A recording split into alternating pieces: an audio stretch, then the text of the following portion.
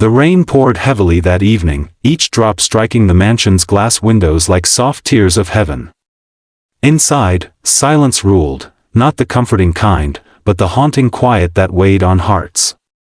For 10 years, this silence had been the prison of little Daniel, the only son of billionaire Edward Miles. Daniel had been born deaf. No laughter. No sound of his father's voice. No music. No birdsong. Just endless silence. Edward had spent millions searching for a cure, from top doctors in the United States to spiritual healers in the mountains of Tibet, but nothing worked. Every door closed with the same answer: he will never hear again. But Edward wasn't a man who easily accepted defeat. He'd built empires from dust, conquered markets with vision and determination, yet here he was, powerless against fate. Each night, he'd sit beside his son's bed, whispering words the boy couldn't hear, hoping maybe, just maybe, love would find a way where medicine could not. One day, while visiting one of his charity schools for underprivileged children, Edward noticed a young woman standing near the old gate. She wore a plain blue dress, her hair tied back, eyes soft but tired. She wasn't one of his employees. She looked too uncertain to belong there. She approached him shyly. "Sir, I heard your son is deaf," she said quietly. Edward's brows furrowed. "Who told you that?" "The children talk," she replied softly. "And I think I can help." Edward almost laughed. "You think you can help?" "Miss, I've had the best doctors in the world," she interrupted gently. "Doctors heal with science. Sometimes, healing comes from somewhere else." Something in her tone, calm yet filled with faith, stopped him from walking away. Her name was Sarah.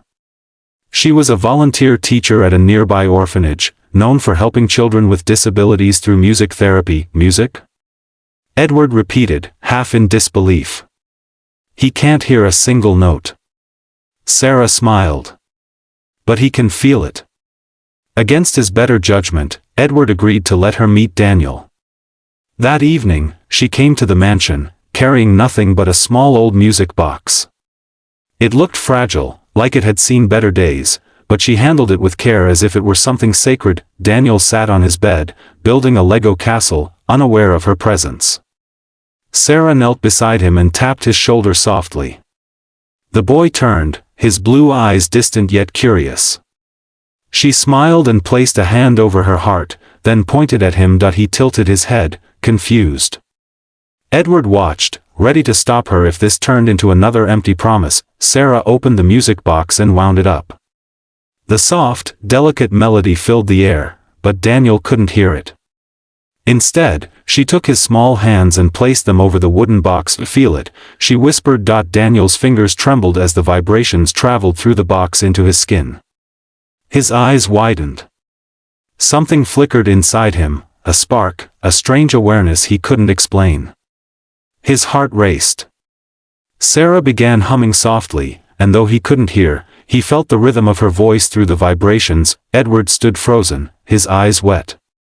For the first time in years, his son's face glowed with wonder. Sarah visited every day.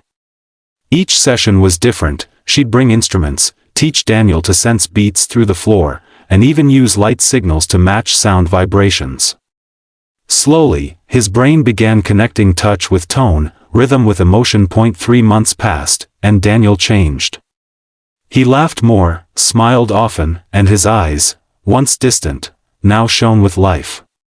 Edward started believing that maybe, even in silence, his son was finally hearing something, not with his ears, but with his heart. Then one night, something extraordinary happened. It was late. Edward was working in his study when he heard, or thought he heard, a faint whisper.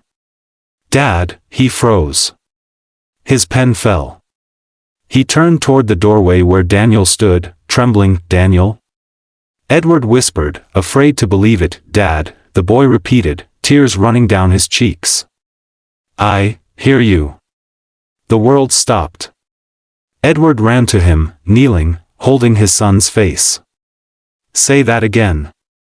"I hear you," Daniel sobbed, clinging to his father. "It's loud, everything is loud." Edward cried, the kind of tears that break a man's pride and heal his soul. Sarah stood quietly at the door, her eyes shining with quiet joy. Doctors later called it a spontaneous recovery. They said his brain must have reconnected neural pathways due to continuous sensory stimulation. But Edward knew it was more than science. It was faith, love, and a mysterious force that worked through Sarah's hands and heart. A few days later, Edward found Sarah standing in the garden, staring at the sunrise. "I don't know how to thank you," he said, his voice trembling. She smiled. "You don't have to. I didn't heal him. Love did." Edward frowned softly. "That music box, where did it come from?" She hesitated, touching the box gently. "It belonged to my mother. She was deaf too.